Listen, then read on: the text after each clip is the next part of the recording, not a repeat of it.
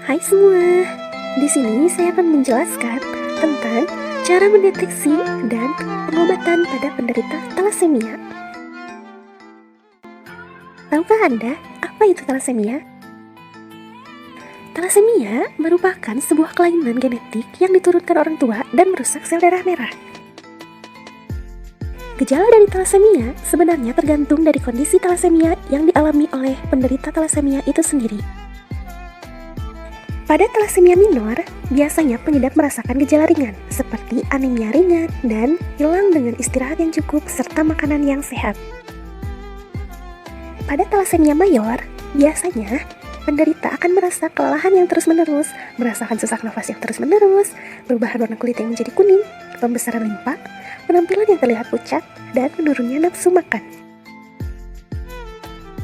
Jika anak mengalami gejala tersebut, segera lakukan beberapa tes berikut ini untuk mengetahui kondisi thalassemia. Yang pertama, CBC atau Complete Blood Count. Itu digunakan untuk mengukur jumlah hemoglobin dan berbagai jenis sel darah merah. Orang yang memiliki kondisi thalassemia memiliki sel darah merah lebih sedikit dibanding orang yang normal. Yang kedua, tes hemoglobin. Tes hemoglobin dilakukan untuk mengukur jenis hemoglobin atau sel darah merah di dalam tubuh. Orang dengan kondisi thalassemia memiliki masalah dengan rantai protein globin alfa atau beta. Yang ketiga, uji prenatal. Kondisi thalassemia dapat diketahui semenjak bayi dalam kandungan.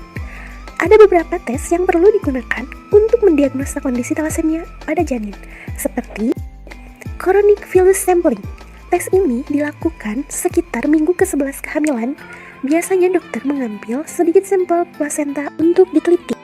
Lalu, amniocentesis. Tes ini dilakukan dengan pengambilan sampel air ketuban pada bayi dalam kandungan. Biasanya, tes ini bisa dilakukan ketika kehamilan memasuki usia 16 minggu. Dan yang terakhir dengan elektroforesis hemoglobin. Proses ini merupakan tes darah yang dilakukan untuk memeriksa tipe hemoglobin dalam darah. Elektroforesis menggunakan gelombang elektrik untuk memisahkan hemoglobin normal dan abnormal dalam tubuh. Jumlah hemoglobin dalam aliran darah akan diukur dan bisa menunjukkan potensi penyakit yang berkembang. Pengobatan thalassemia. Yang pertama, transfusi darah. Transfusi darah merupakan pengobatan yang paling umum dibutuhkan oleh pengidap thalassemia. Proses ini adalah pemberian sel darah merah sehat pada tubuh. Banyaknya transfusi darah tergantung pada jenis thalassemia yang dialami oleh pengidap thalassemia. Kedua, terapi kelasi besi. Melakukan transfusi darah secara rutin juga berdampak buruk bagi pengidap thalassemia. Sehingga, proses transfusi darah harus selalu berdampingan dengan proses terapi kelasi besi. Transfusi darah lama-kelamaan menyebabkan penumpukan zat besi pada tubuh. Hal ini menyebabkan kerusakan pada hati maupun jantung. Dengan melakukan terapi kelasi besi, zat besi yang berlebihan dalam tubuh dapat menjadi stabil. Ketiga, mengkonsumsi makanan sehat.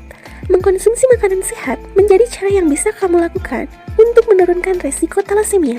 Makanan yang mengandung lemak sehat seperti alpukat, produk susu, sereal, dan kacang-kacangan baik untuk menahan penyerapan zat besi.